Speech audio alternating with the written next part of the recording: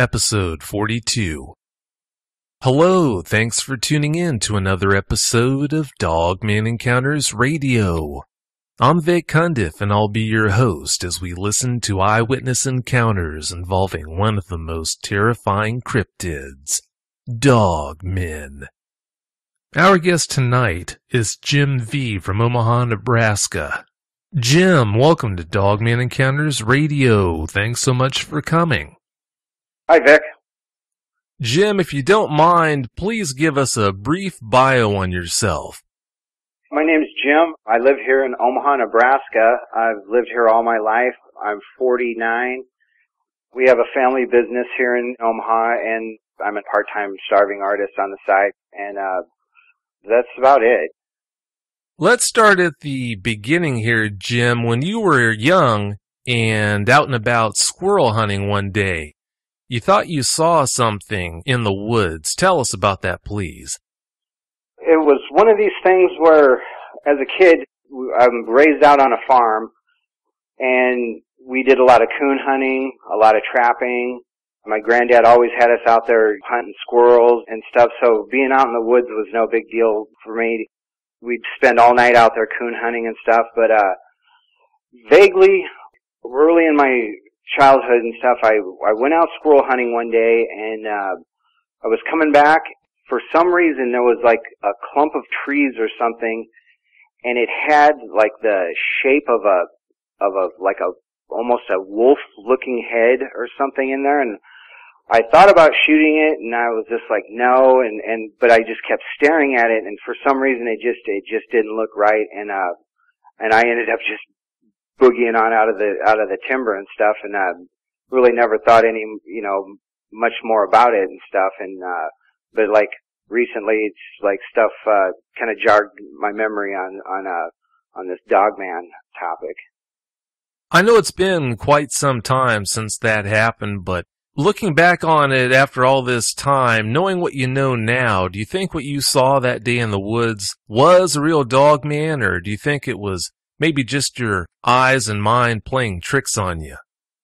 I'm kind of thinking, for as young as I was and stuff, it was just a strange incident where either the lights were playing on the shadows but it was just a real eerie feeling when you looked at the thing, and it was just like, I just wanted to get away from it. Well, as you know, chances are it was probably nothing, just a weird twist of knotted wood or something like that up there, but given the chance that it might have been the real thing, I can't say I blame you for getting the heck out of there. Now, what we're going to be talking about on the show tonight, Jim, centers around a place called Hummel Park. If you don't mind, tell us all about Hummel Park, why it's such a strange, scary place. Hummel Park has a history unlike any other place that I know about. Growing up here, we've always heard about, ghost stories, and, they had stories about these albinos that would run around in the woods and, hunt people or kidnap people. The park itself is like 202 acres of just, big hills and, wooded area, and it's pretty isolated as, away from the city and everything. It's got, a history of they claim that it used to be an Indian burial ground, and then from there, there used to be a trading post, back in I think in the 1820s something, and, there was just a lot of, negative things that happened through this area. Well, then as, time went on, they made it a park and everything, but then, for some reason, there's on the eastern side of the park, there's a huge cliff, and it's called Devil's Slide. And there was there's a lot of known suicides that happen in that area. And then through the years, there's been just multiple bodies being dumped in this area. Just a lot of really negative, bad, things happen to people in this park and stuff. Then, there was rumors that, back in the early 1900s, there was groups of racist people that would grab, African Americans and then bring them up into Hummel Park and actually hang them in these trees. And they say that, you know, you can still see like the spirits of these, you know, victims hanging up in these trees and stuff.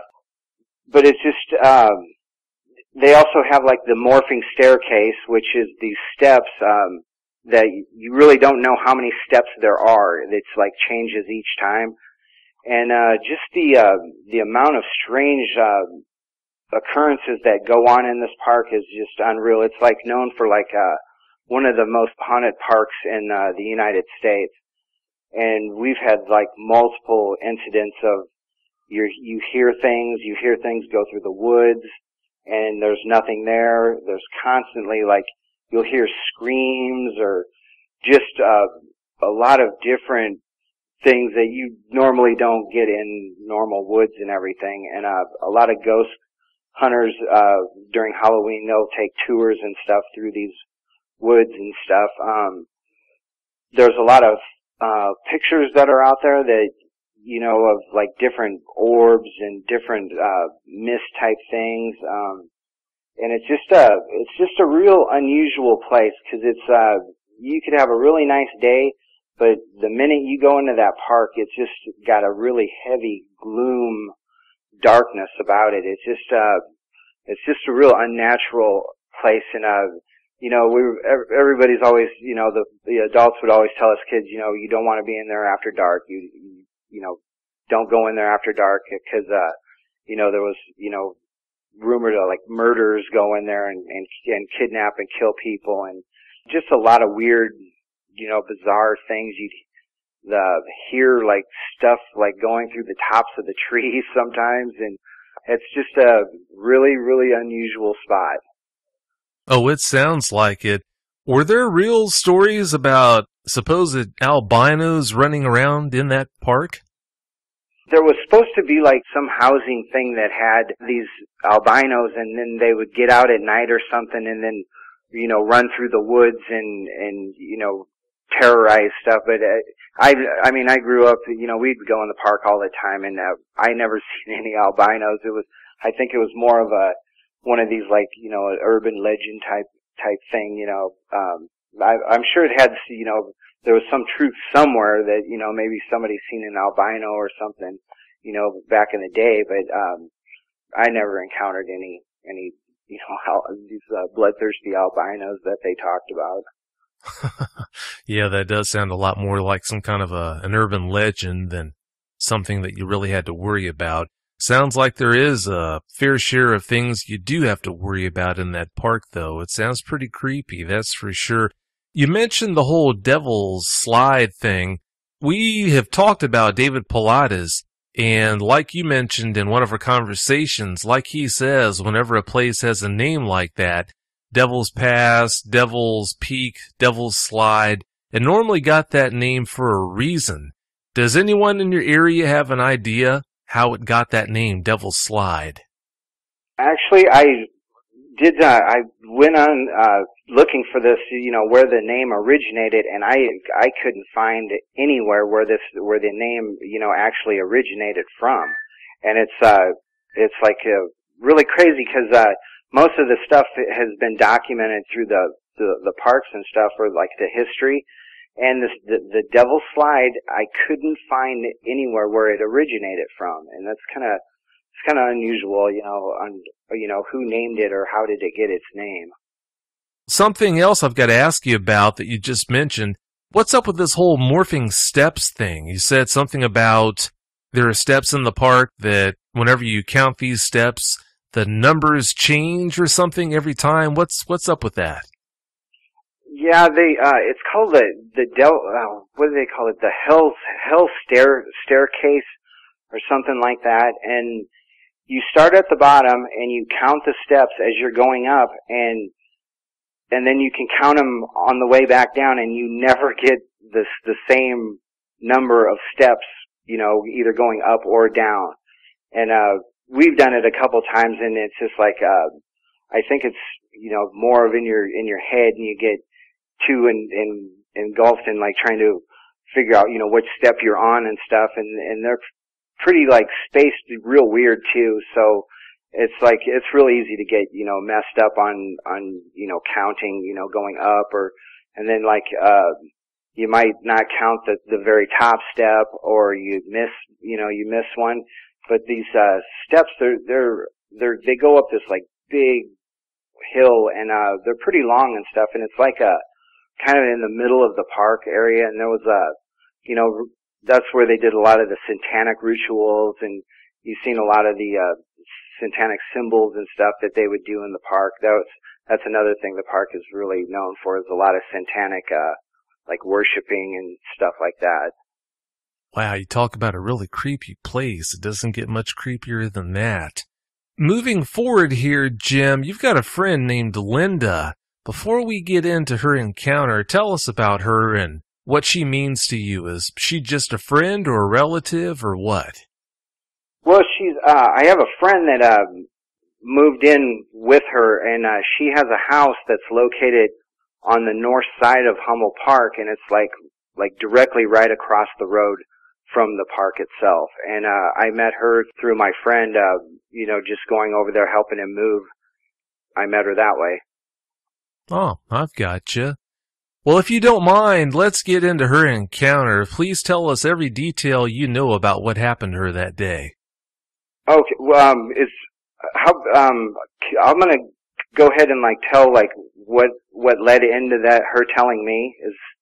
Sure. And then, it started last year in August. I do a lot of treasure hunting, metal detecting, and stuff like that. And one night I planned on going there to go look for this trading post. Well, I had to work in the morning, and time was short. And I've done a lot of metal detecting at night because it's you're just sweeping this thing back and forth and zeroing in where it picks up. But so I know how creepy the park is and stuff, and but by all means I'm not, I'll walk through any woods, with no flashlight or anything. I'm not scared of the woods at all. This place, it kind of creeps me out though, because I timed it to where I would only be in this area, with it pitch black for maybe 45 minutes to an hour before the sun would come up. So I parked my vehicle on the northeast corner of the park and dropped into this creek. And I followed, I was like detecting, trying to find where this trading post was, and I got a ways from my truck, and there's just pretty much nothing around, and all of a sudden I started noticing there's high banks on both sides of this creek, and on the left side of me, up above, I started hearing something trailing me, and I would pause, and whatever it was, it would stop, and I kind of thought, oh, maybe it's a deer or something. So I kept on going, and then next thing I know, I'm hearing something trailing me on the other side of the bank too. So then I'm like, notice that whatever it is, there's two of them, and they're pretty much following behind me. And I've never had anything like stalk me or anything before, but that night was it like, you have something like inside of us that is like a warning system that goes off, and I would walk a little bit, and these things would walk a little bit, and they made just enough noise to know that they were there, and they were pretty much like letting me know that they were there, and there was one on each side, and I've never ran from anything ever, but I wanted to run so bad and get out of there, but I looked around, and I was like too far up the creek to go the road wasn't too far away, but there was this like, there's nothing there, and I'm thinking, well, if I run, that's prey, when you run. So what I did was, I found a crevice in the creek bank, and I put my back into this crevice, and backed myself in there, and I figured nothing could get me from behind, and it'd have to come in front of me. Well, I shut my flashlights off and everything, and I waited until the sun came up, and I kept my eyes locked on one location that I last heard whatever it was on the far bank creeping up. And as the sun came up, I never heard anything go away from the area.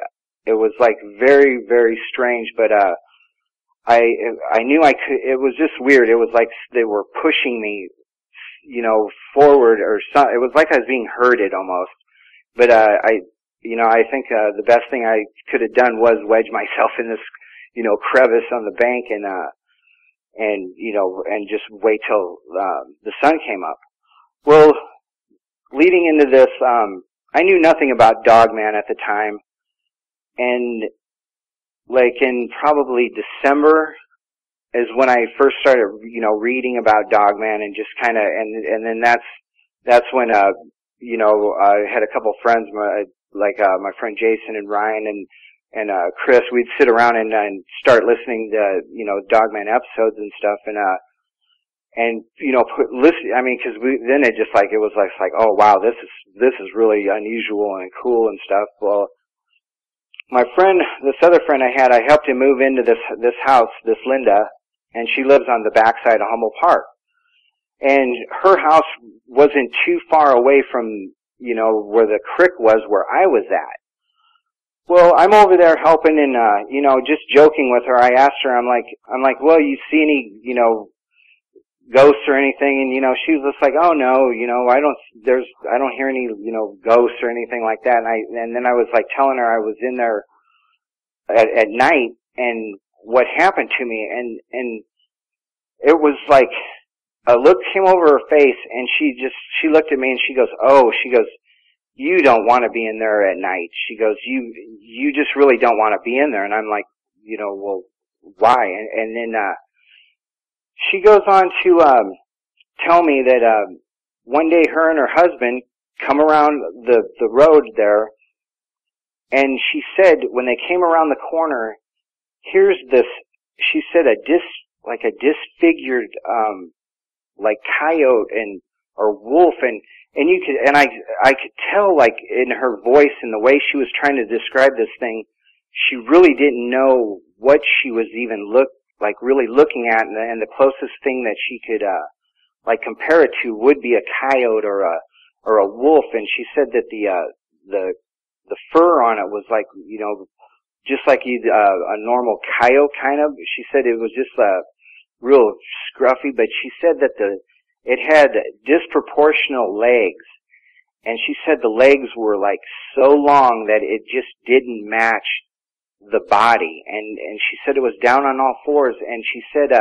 when they came around the corner, the thing stopped and looked at them, and she said it made a point to open its mouth up and bare its teeth. And she said that she'd never seen an animal with the teeth that was in the mouth of this thing. She said it was just full of just these huge fangs, and she said that the thing, when it looked at him, she had this like overwhelming feeling that this thing, if it wanted to, it would just come and just, shred them. And the distance from where she's seen it, she's seen it pretty close from the road, and this thing was like heading down into the, getting ready to dip down into this creek. But she went on and described this, a Dogman to a T, and it was crazy because as she was describing this thing, the hair on my back it stood straight up, and that was the first moment where it hit me that these things, these things are real, or these people are seeing what they're seeing, and it really it changed everything that I know, that I know that's supposed to be out in the woods, and the things that are out in the woods. It really sunk in hard, and it changed, me going into woods at night and stuff. It was just mind blowing. And then I went on and, she told me about this thing, but she said the thing she said that stood out the most was, how lanky and big these legs were, and she just said the body just didn't match the legs, and she said it was just and then when it stopped and it like almost grinned, you know, like flashing these teeth, and she said her and her husband were just you know, just overwhelmed by, you know, this coyote, you know, mutated coyote thing that she kept saying. And then I asked her, I'm like, have you ever heard of you know, I asked her if she believed in Bigfoot, and she was just like, oh yeah, you know, I totally believe there's, you know, a big, you know, exists out there. There's, you know, she said there's, you know, there's too many people. And then I went on ahead and explained, you know, about a Dogman, and we talked about it for a little bit, and she was just really freaked out about this thing going into, you know, just right there by her house, you know, dipping down into the creek. But she said the thing, once it got done showing the teeth and everything, it just slipped right on down into the creek and disappeared. And but she was just like really, you know, adamant about me not going in there at night, just for the fact that you know, she's seen this, whatever she's seen, you know, roaming freely, you know, down in through Hummel Park. And it was just a really, I don't know, for me it was just tremendously mind blowing, and it just put together that you know, for somebody that never even heard of Dogman, describe a Dogman to a T. I mean, it was just, it was like, it was unreal. Oh, it sounds like it. Does she ever give you details on how big she thought this thing was, or what? Yeah, she said that, she said the thing, like she said it was like even like with the top of the car, and she said the legs were just so long, and she said in like the front legs, she said the front legs were like, you know, longer than the back legs, and she just said that it was just there were, you know, massive muscle, you know, the legs, and she just couldn't get over that how an animal had such long big legs, and then the teeth on the thing. But she said it was massive, but she kept trying to like tell like telling herself like it was a coyote, but she wasn't convincing herself that it was a coyote, because it was just something like she'd never seen before, and you could just tell like in her voice and the way she described this thing that it you know, it upset her, you know, talking about it. And it was kind of, you know, bringing out like, you know, the description of this thing, and she really didn't know what she was, you know, actually looking at. Does Linda still live right there across the road from the park, or has she moved on because of that scary encounter? She still lives there, and you know, I've talked to her, you know, a few times, you know, after like oh god, probably in like February or something, you know, because it was just like, oh great, oh, wow, you know, she had a Dogman encounter, and you know, I'd ask her, you know, have you seen anything weird lately or anything? And you know, she'd laugh, and she's like, no, I haven't seen anything weird. Well, thank goodness. I'm hoping you'll do me a favor here, Jim. Next time you see Linda, is there any way that you could show her the Dogman Encounters logo there and ask her how that compares to what she saw? Oh, most definitely. I'm going to definitely try to get her to just come on and get her on the show, and let her, you know, describe what she's seen and stuff. And it's just crazy, because you can hear it in her voice that you know, it's just like bringing some bad memories up or something, because it just like her voice just changes, and it's just weird how you know, what she's seen had to just be like just totally mind blowing for her. Oh, I'd say so. Since she lives right there across the road from the park, how close did you say from her home this was where that encounter took place? It was probably, oh geez, maybe not even a football field, probably like half of a football field, because it's like on the backside it's a real windy, twisty road, and her house is the only house that sits closest to the park back there, and it kind of sits by itself, you know, right on the road. And she's in a pretty, isolated spot. And then where she's seen this thing come in, though, it was Ponca Creek is like right there, but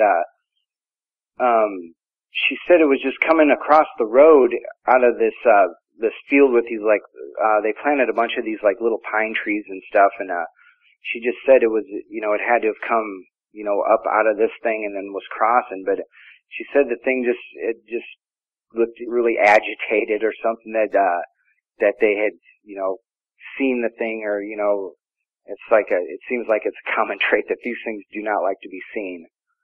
In your talks with Linda, did she ever mention, as far as the front legs go, did she ever mention that the front legs might have looked more like arms than front legs? She said it was like, walking, on all fours, but she said that the legs just did not match the body, or the front legs just were just extremely long and lanky, and she was just really confused about why these legs were on this animal, because she said it just, for the way it was like walking, it just wasn't, natural or normal for, an animal to have these, this type of legs. She said it was just really weird.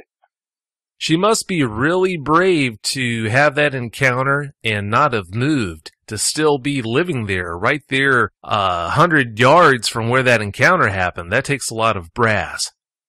Most definitely. Yeah, I think I would probably be moving after if I'd seen one of them things. Yeah, I know what you mean. When you know that they're in the neighborhood like that close, it's awfully hard to stay there, that's for sure. Moving back to the encounter that you had there, Jim, you said you didn't get a chance to see what it was that was out there, it sounds like, stalking you. Knowing what you know now, do you think those two things, whatever they were dogmen? Do you think maybe it might have been Bigfoot? What's your take on that now? I don't know what it was, but I know it was something that was like, it was making itself known, but it was like pushing fear. It was like definitely putting a fear factor in me, and it was like almost trying to get me to run. The second one, it was just like they just made enough noise to know that something was behind you, and this was in August, so the foliage was really thick down in this creek and stuff. So I mean, you could shine your flashlight in the trees and it just wouldn't go very far, but they would make like on purpose like cracks of twigs and stuff, and then the second one started, so then it made it known that there was no way for me to go back to the vehicle. It was like my vehicle was cut off from me, and they were like kind of pushing me, and then it got to the point where it was like it was overwhelming, because I mean I've never ever in my whole life had anything do this to me before, and I was raised in these woods out there, and I know there's nothing out there that stalks you, and we might have these mountain lions or some every once in a while run through, but these things made noise enough to let you know, and it was just like I don't know, it was like they were trying to get me to run, and that's you never run though. It's just like I was raised on like granddad telling me you never run from when you're out in the wild. That's that's prey or something, like when we'd go up in the mountains or something, and but these things, they were definitely trying to get me to run, and I've never heard of a Bigfoot doing this to anybody. Usually Bigfoot's kind of back, and he doesn't I don't know, I've never I've had some kind of I had an encounter with Bigfoot like in my teen years, and it was just more of a he let you know that he was there, and it was like no hiding, or if he wanted you to know, he'd let you know, but there was none of this like a stalking type thing that went on like with what went on with me. So I'm kind of, I don't know what it was, but I'm not saying it probably wasn't a Bigfoot, but whatever it was just, it had evil intentions, definitely evil intentions on what it was doing with me. And, I don't know if I threw it off by not running or not, not trying to run out to the road and, just, cause there was, like, where this is at, there was nowhere to, I assessed the situation and, there's nowhere to go, and all I had was my metal detector and a flashlight and, my little digging shovel and, that's not much protection for, two things that are, coming on each side of it. And it was just, they were moving and like hurting me as they, they were trying to get me to run. And, I think the best thing that I did was just wedge up into the bank and, I was just, hoping they just, would just, pass me or just leave me. But, and then it was very weird that I never heard these things, when the sun came up, I never heard these things leave the area. So I knew whatever it was, intentionally letting me know that they were stalking me. But then they disappeared though. When that sun come up, they vanished, and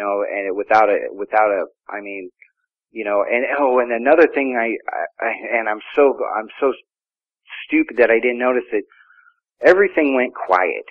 And there's forest sounds and stuff that you hear, crickets, frogs, stuff like that. And, the place went dead silent. And I should have, and I'm angry at myself that I didn't pick up on that sooner and realize, something was happening at that time that, I should have been aware of. And, but, it was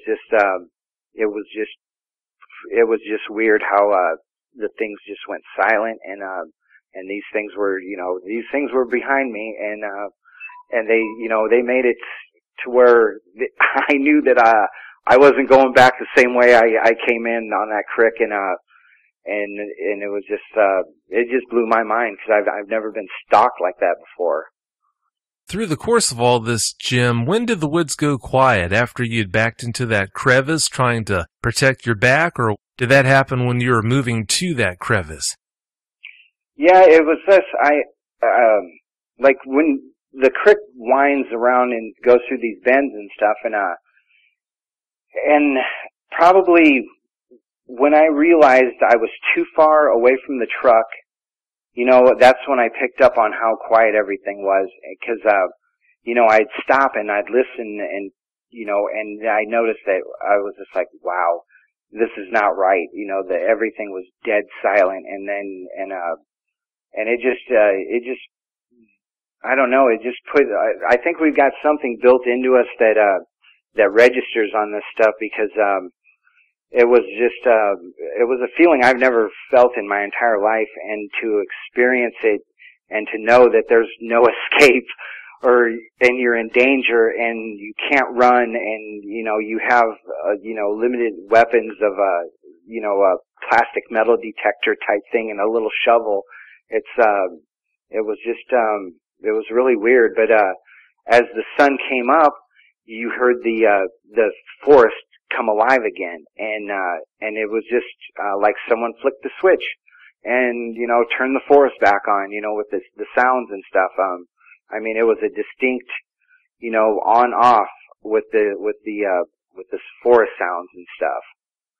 You said when you were holed up there waiting for dawn, you said that you could hear one of them, or maybe even both of them, I'm not sure, stalking up on you. How close do you think it or they got?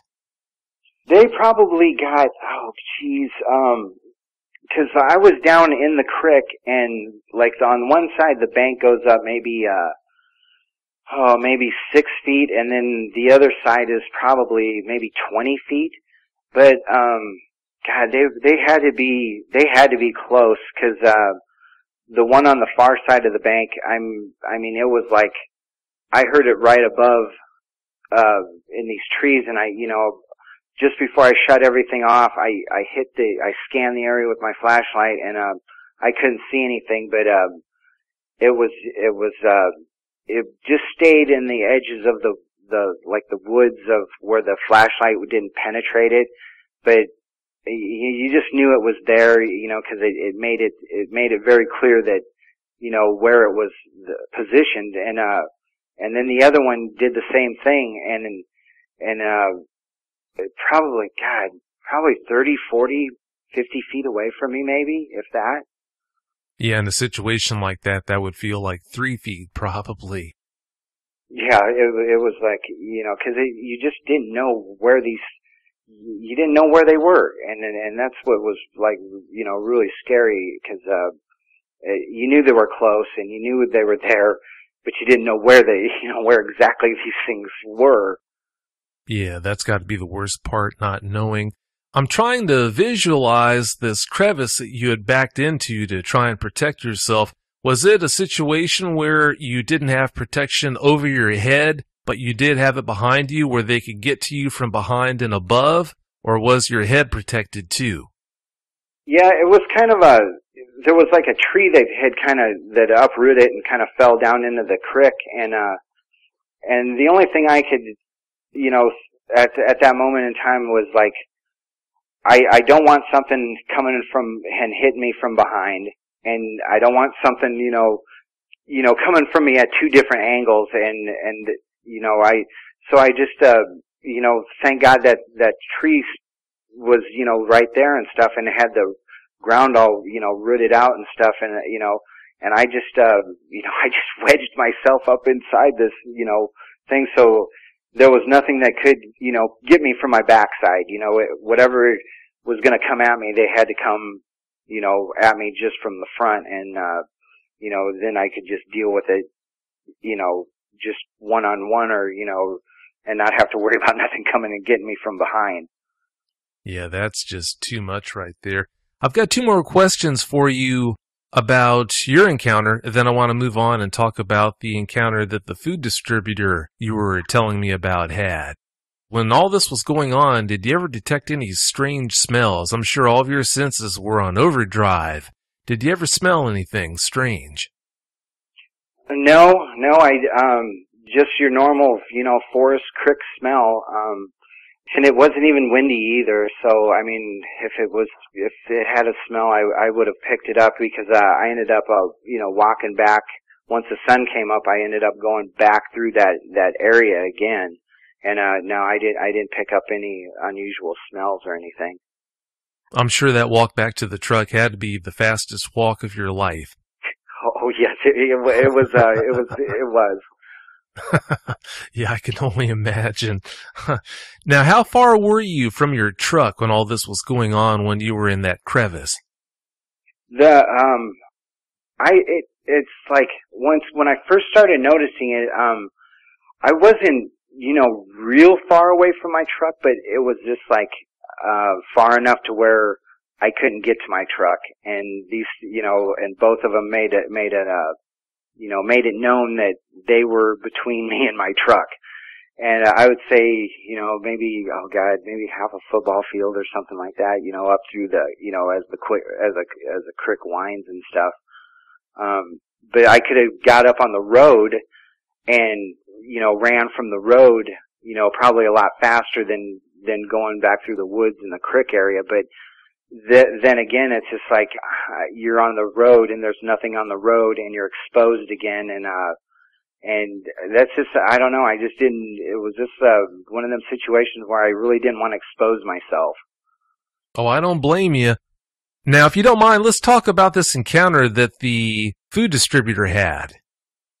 Okay, yeah, Jim is our food distributor, and he follows, like, when he comes in, we sit down and we have a BS session on talking about, the cryptos, and he's been really interested in Dogman and stuff, and, we tease him all the time, we're like, come on, Jim, let's go out and go look for this thing, and, he wants no part of going out and looking for this thing at all, and, he follows the show, and, he reads a lot and stuff about it, but, the other day he come in the restaurant and he couldn't wait to talk to me.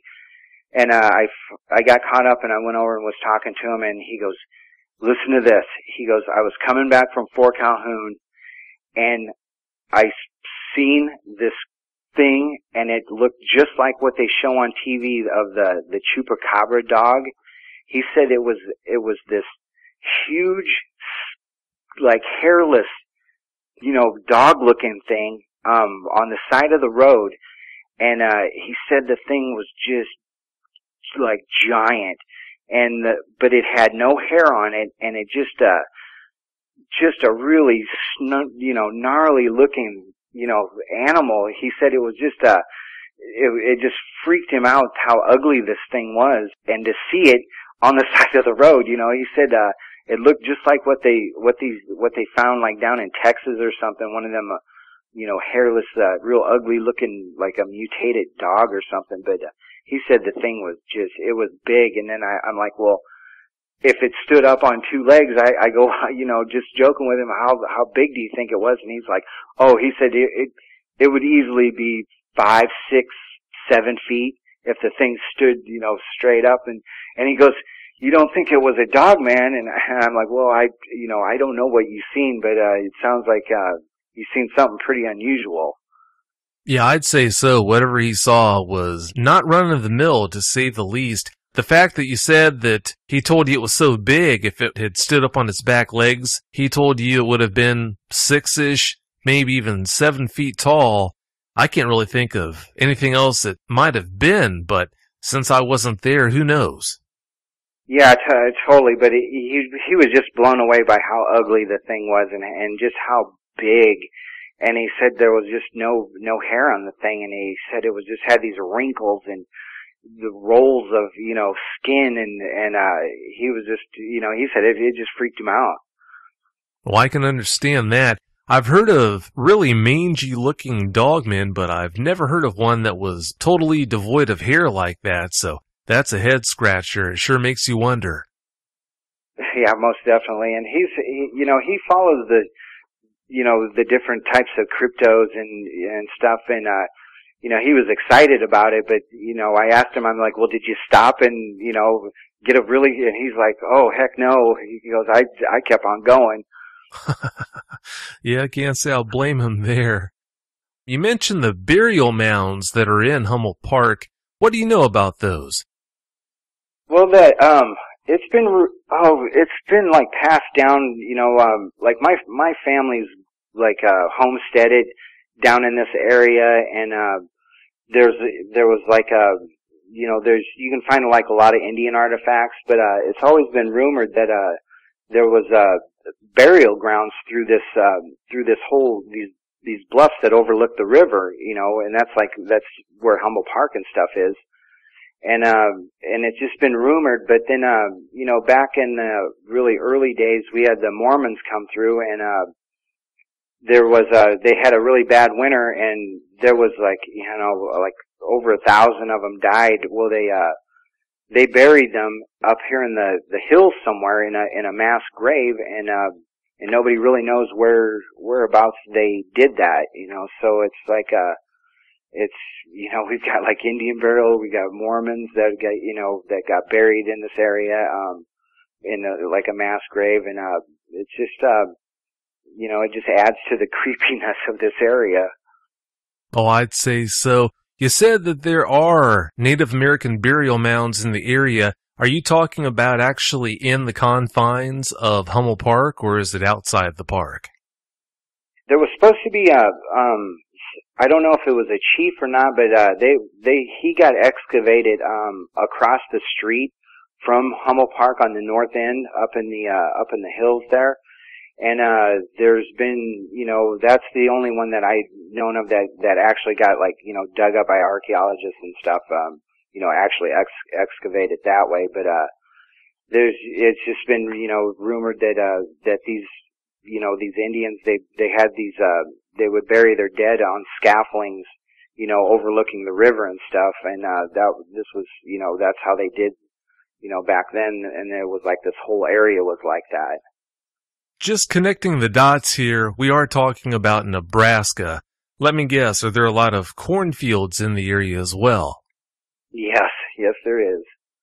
If you think back to episode 8, when Jack Carey came on and talked about the research he had done into this and how he had dug up the apparent fact that whenever you've got Indian burial mounds and a lot of cornfields around, that really increases the odds of Dogman encounters happening in an area. Did you hear that episode? Yes. Yep. Yeah, well, it sounds like you've got those two ingredients right there in abundance, so maybe that does have something to do with it. I don't know. Yeah, it's and like where the creeks and stuff come in, there's a huge cornfields on one side, and it goes right up to the river, and then this creek kind of follows it, in. So I mean, you have cornfields, you got a creek entrance into this thing, and even like what Bear was saying, that how these things are attracted to these like negative places or something. Hummel Park fits that description to a T.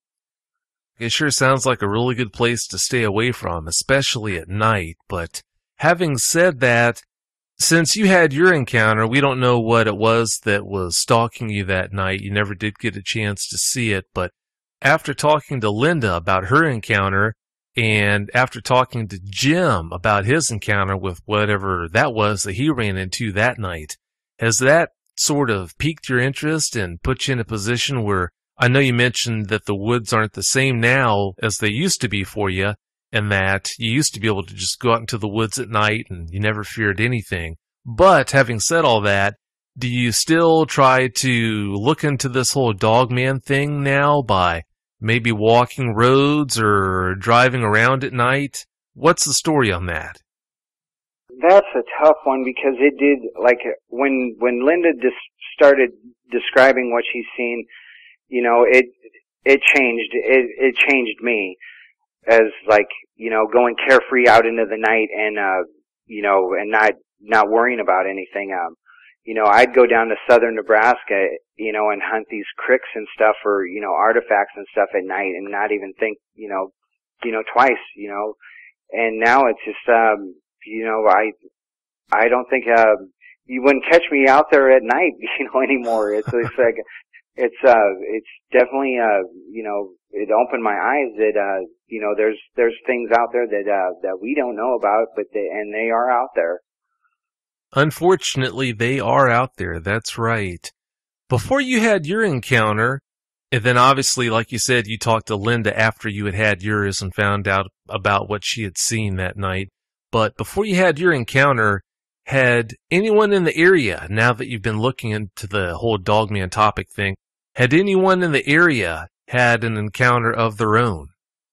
No, the only thing that was really known in the area was we had one year, like it was back in the late 70s, early 80s, that we had a big, huge, a lot of Bigfoot sightings through the area.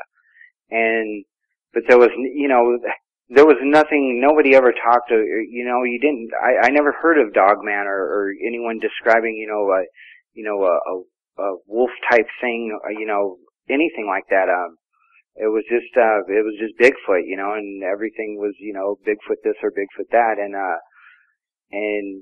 there was nobody talked, said anything about these things, and that's what it's kind of blew me away, when I got on the internet and I seen this Dogman thing, and I'm like, what is Dogman, and it's like, it's new to us here in the, like my friend Ryan and Jason and Chris, we'd sit around and like, what is this Dogman thing, and it just piqued our interest in we've thought about, getting together and going looking for this thing, but the more we hear this stuff about it, it's just like the more, it's like I don't want to, I really don't want to go out there and look for the thing, and if I do, I want to do it, maybe in a tank or, a helicopter or something where, he can't touch me.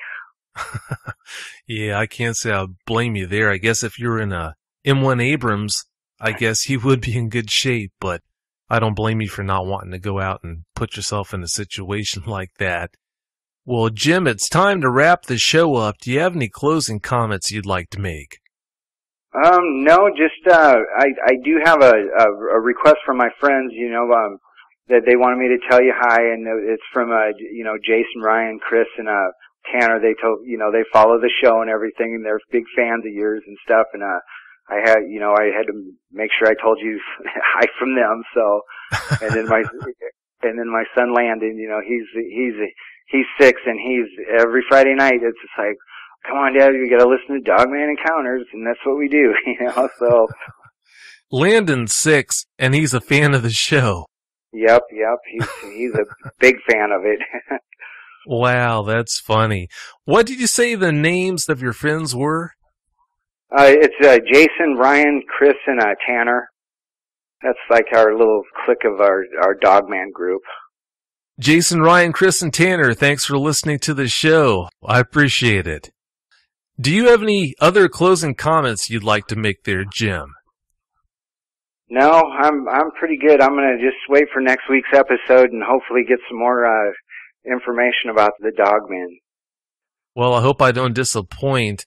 Well, I can't thank you enough for coming on the show, Jim. I really do appreciate it. No, I thank you, Vic. It's been a pleasure to for you to even ask me. Even though I haven't had any sightings or anything like that, I feel privileged and talk with you and stuff. It's been a cool experience, and I'm looking forward to maybe having some more something new or something. I'll definitely be getting in touch with you. Well, I hope nothing new does happen to you, that's for sure. And understand the pleasure's all mine. It's been great talking with you. I really do appreciate it. Okay, well, thank you, Vic, and I'll keep in touch or something through emails or something, and let you know if we find anything more. And I definitely will get Linda to get a hold of you. Well, yeah, that sounds really good. I hope she does get in touch with me. I'd love to talk to her about that encounter that she had. Well, it sounds like I don't need to ask you not to be a stranger. That's good news. Thanks again for coming on, Jim. I'll talk to you soon. Okay, thanks, Vic. Have a great night. Take care. Bye-bye. Bye.